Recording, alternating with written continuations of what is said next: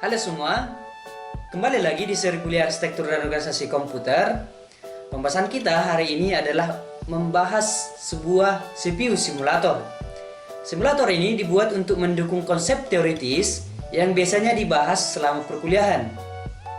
Simulator ini menyediakan representasi visual dan animasi yang memungkinkan individu untuk mengamati cara kerja sistem yang tersembunyi, yang sulit dan tidak mungkin dilakukan. Keuntungan lainnya menggunakan simulator ini adalah memungkinkan individu untuk bereksperimen dan mengeksplorasi aspek teknologi yang berbeda dari sistem tanpa harus menginstal dan mengkonfigurasi sistem yang sebenarnya.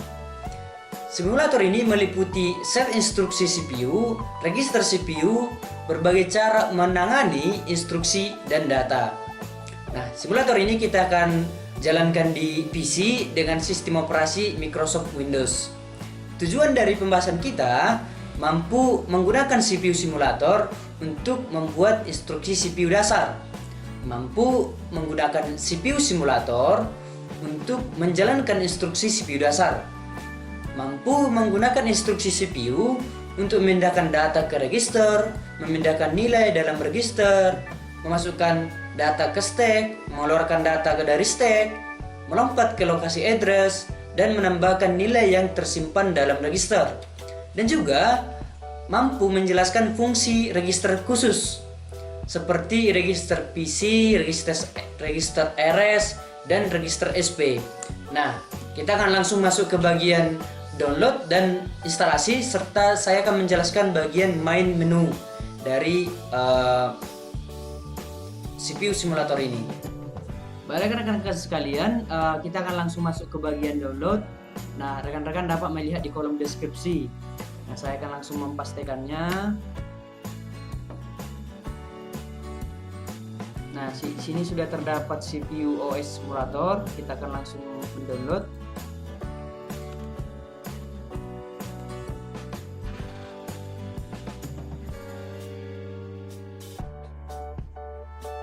Kita save file. Nah, proses download kita telah berhasil. Nah, ini merupakan direktori penyimpanan dari CPU simulator kita. Kita akan langsung open. Kemudian akan muncul tampilan setup. Kita langsung next. Kemudian kita pilih lokasi penyimpanan dari database dari CPU simulator. Oke, kita yeskan saja. Kemudian kita next. Kita masuk ke bagian select start menu, kita next. Kemudian dapat kita create pada desktop, lalu kita install. Oke, kita telah berhasil menginstal. Nah, kita langsung saja merun CPU OS simulator. Ini merupakan sebuah software yang lumayan ringan, namun cukup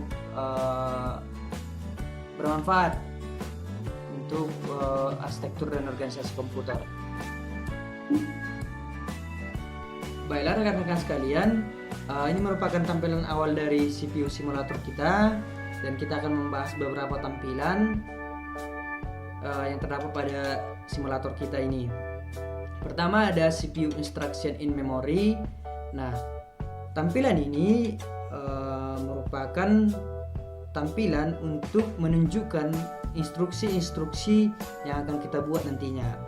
Nah, pada tampilan ini juga kita akan urutkan berdasarkan mnemonic instruksi level rendah atau berupa format level assembler. Kemudian tampilan ini bukan berupa kode binar agar lebih mudah dibaca tentunya. Kemudian setiap instruksi dikaitkan dengan dua address, yakni ada P address dan L address. Nah, P address ini adalah alamat fisik, sedangkan L address ini adalah address logis. Kemudian ini merupakan instruksi.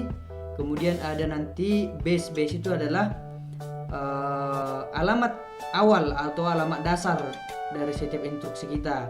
Nah, ketika kita memiliki instruksi-instruksi yang berbeda tapi hanya ada satu program, maka base-nya atau alamat dasarnya akan sama. Kemudian akan berisi juga dengan tipe instruksi kita. Nah, kemudian ada namanya Special CPU Register. Nah, tampilan ini menunjukkan register CPU yang memiliki fungsi khusus. Seperti misalnya ada PC itu adalah program counter, berisi alamat dari instruksi yang akan kita jalankan selanjutnya. Kemudian ada SR itu adalah status register, berisi informasi yang berkaitan dengan hasil dari instruksi yang terakhir dieksekusi. Kemudian ada SP atau stack pointer, itu menunjukkan nilai yang sedang dipertahankan pada bagian atas stack atau tumpukan.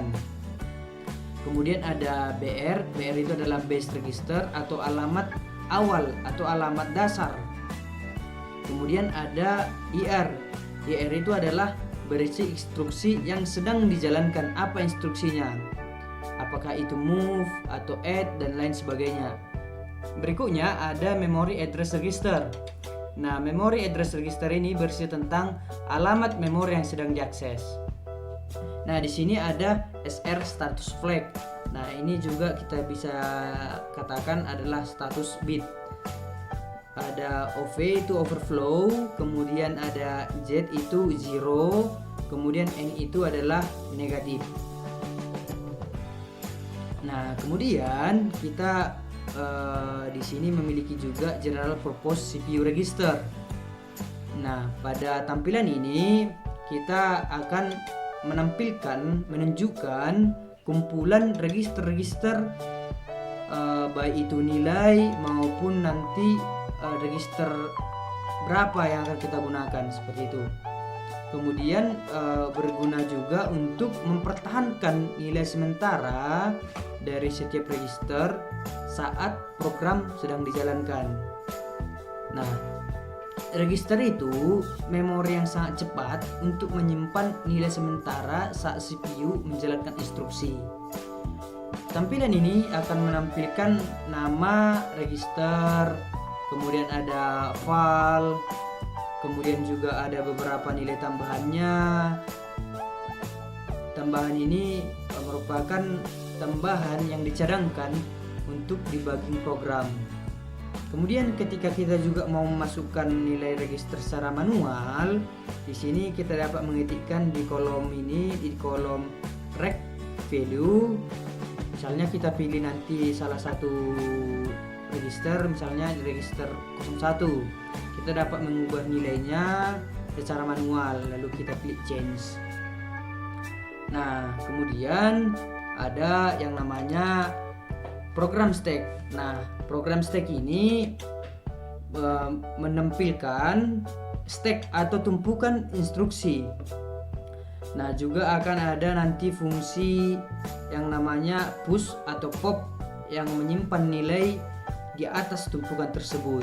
Nah, perlu kita ingat pada program stack ini kita akan diperkenalkan dengan namanya LIFO atau last input first output, atau terakhir masuk dia yang pertama keluar. Seperti misalnya kita sedang menyusun buku. Nah, buku yang terakhir kali kita tumpuk itu juga lah yang akan kita ambil, seperti itu. Nah, selanjutnya ada program list. Nah, di sini akan berisi nanti daftar dari program-program yang akan kita buat.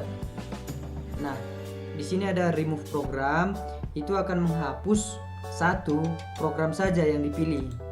Nah, sedangkan di sini ada remove all program. Nah, remove all program ini akan menghapus keseluruhan dari program kita. Kemudian ada juga di sini yang namanya program creation. Nah, disinilah kita akan membuat suatu program, dan di sini juga ada kita akan membuat nanti instruksi, dan disinilah akan pengaturan. Misalnya nanti ada tampilan memasukkan instruksinya. Baiklah, kita akan langsung membuat suatu program, dan tentunya kita akan membuat instruksi-instruksi dalam program tersebut. Oke, baiklah. Di sini ada program name. Kita ketik arsitektur dan organisasi komputer atau AOK. Nah, base address-nya atau alamat awalnya adalah 100. Kemudian kita add. Nah, pada program list sudah muncul name-nya AOK dengan base 100, kemudian tipenya adalah register. Kemudian kita akan membuat instruksinya, namun terlebih dahulu kita save dulu. Kemudian kita akan masuk ke bagian instruksi, kemudian kita akan add. Nah, pada tampilan instruksi ini inilah merupakan yang akan kita pilih, seperti misalnya ada data transfer, arithmetic, control transfer, comparison, input output. Nah, pada tampilan instruksi ini juga lah akan mengisi nanti kolom tipe dari instruksi tersebut. Nah, ketika kita memilih data transfer, maka akan muncul nanti angka 0 karena perhitungannya adalah 0, 1, 2, 3, 4 dan seterusnya. Nah, maka di sini akan muncul nanti angka 0. Jadi pertama-tama kita akan coba masukkan move dengan nilai 5. Kemudian kita akan masukkan dia destination operation-nya. Kita akan buat di register 000, new register. Kemudian kita close, kemudian kita run. Nah, ketika kita run akan terdapat di sini akan muncul updatean bahwa general purpose CPU register dengan alamat 0 dengan register 00, maka value-nya adalah 5. Kemudian kita juga lihat ada perubahan, yakni IR itu adalah instruction register. Nah, kita telah memove dengan posisi di R00. Oke, dan juga ini adalah base register. Base registernya kita buat tadi di angka 100. Nah, di sini juga di CPU instruction ini juga sudah muncul yang namanya instruksi move dengan P address itu adalah 100. Nah, L address-nya belum ada. Kemudian tipenya adalah tipe 0 gitu. Nah, kemudian kita coba lagi, kita add new lagi. Kemudian kita pilih move lagi. Kita move 8. Kemudian pada register 01 kita add, kemudian kita close, kemudian kita run.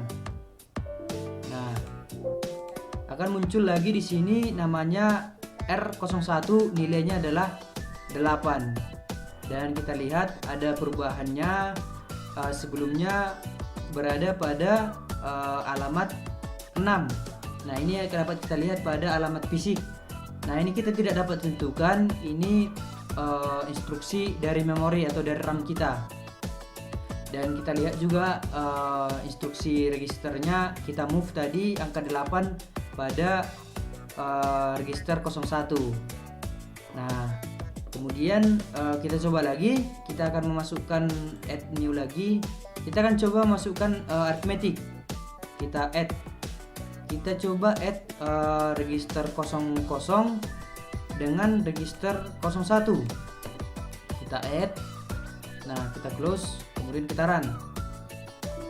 Nah, kemudian kita akan lihat bahwa tadi R1 kita tambahkan dengan R00, maka pada R1 ini akan muncul angka 13, 5 ditambah 8.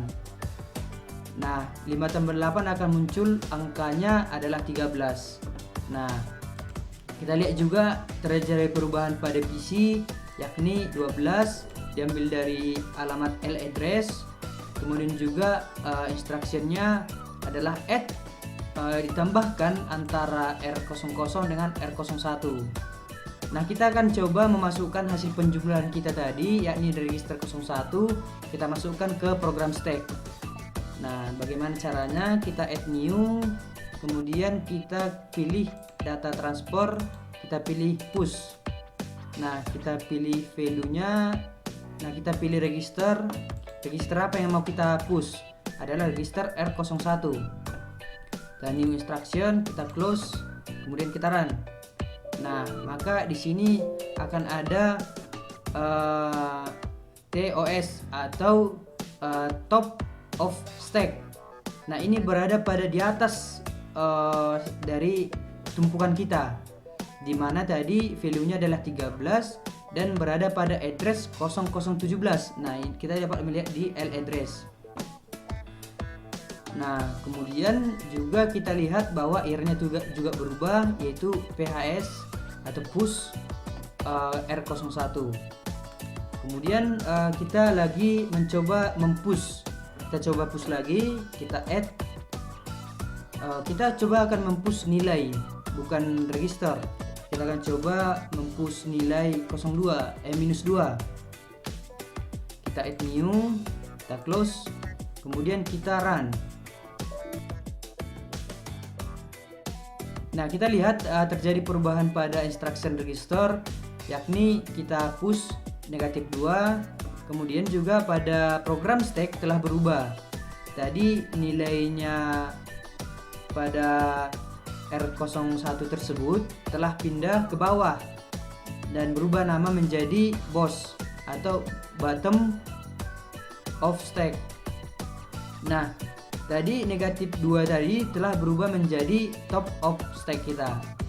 Nah, jika kita mau menambahkan program lagi, kita akan menambahkan di bagian block atau box program.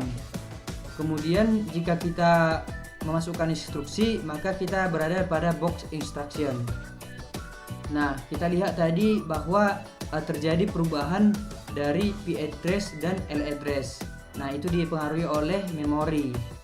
Yang perlu diperhatikan juga, bagaimana kalau kita masukkan nilai rect value secara manual. Misalnya kita klik di R00. Oke, kita akan masukkan nilainya 10. Kita akan langsung change, maka terjadi perubahan secara manual terhadap nilai dari R00. Nah, demikian perkenalan kita terhadap CPU simulator ini, dan kita juga telah mempelajari tampilan-tampilan dan tentunya menu-menu yang terdapat pada CPU simulator ini. Baiklah rekan-rekan sekalian, demikian video tutorial ini. Semoga video ini bermanfaat dan saya harap rekan-rekan langsung mempraktekkannya secara langsung sehingga rekan-rekan mampu memahami bagaimana cara menggunakan CPU simulator ini. Akhir kata saya ucapkan terima kasih dan sampai bertemu di video berikutnya.